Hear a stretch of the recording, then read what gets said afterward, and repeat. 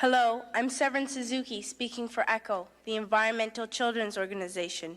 We've raised all the money to come here ourselves, to come 5,000 miles to tell you adults you must change your ways. Coming up here today, I have no hidden agenda. I am fighting for my future. Losing my future is not like losing an election or a few points on the stock market. I am here to speak for all generations to come. I am here to speak on behalf of the starving children around the world whose cries go unheard. I am here to speak for the countless animals dying across this planet because they have nowhere left to go.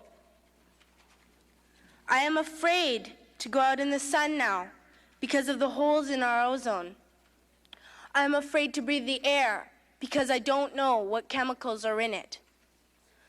I used to go fishing in Vancouver, my home, with my dad, until just a few years ago we found the fish full of cancers. And now we hear of animals and plants going extinct every day, vanishing forever.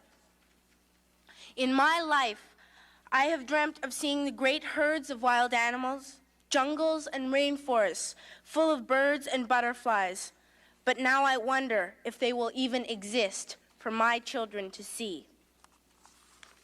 Did you have to worry of these things when you were my age? All this is happening before our eyes, and yet we act as if we have all the time we want and all the solutions. I'm only a child, and I don't have all the solutions. But I want you to realize, neither do you. You don't know how to fix the holes in our ozone layer. You don't know how to bring the salmon back up a dead stream. You don't know how to bring back an animal now extinct. And you can't bring back the forest that once grew where there is now a desert. If you don't know how to fix it, please stop breaking it. Here, you may be delegates of your government, business people, organizers, reporters, or politicians, but really, your mothers and fathers, sisters and brothers, aunts and uncles, and all of you are someone's child.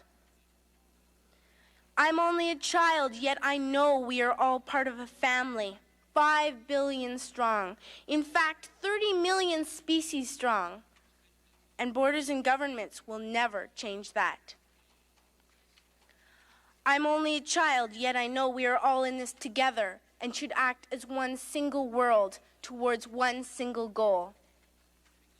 In my anger, I am not blind, and in my fear, I am not afraid of telling the world how I feel.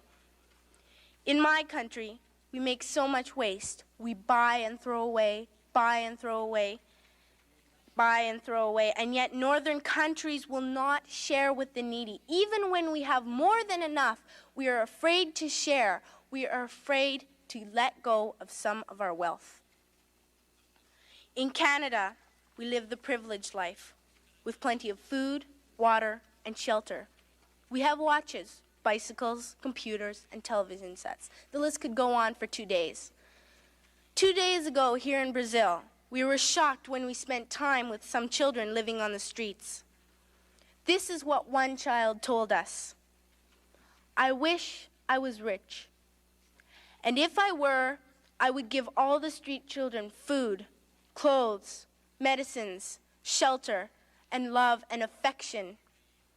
If a child on the streets who has nothing is willing to share, why are we who have everything still so greedy? I can't stop thinking that these are children my own age, that it makes a tremendous difference where you are born. That I could be one of those children living in the favelas of Rio. I could be a child starving in Somalia, or a victim of war in the Middle East, or a beggar in India. I am only a child, yet I know if all the money spent on war was spent on finding environmental answers, ending poverty, and finding treaties, what a wonderful place this earth would be.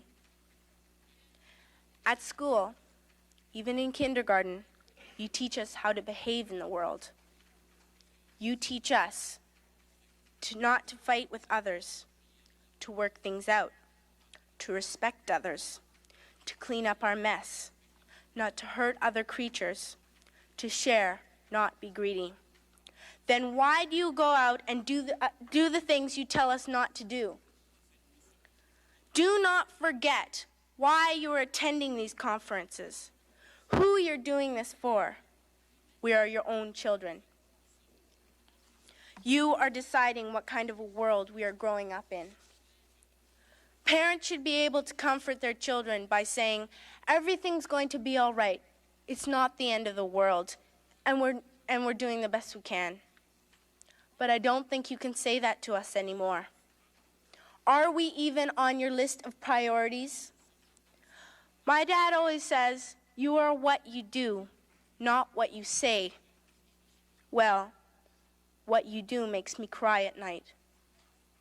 You grown-ups say you love us, but I challenge you, please, make your actions reflect your words. Thank you.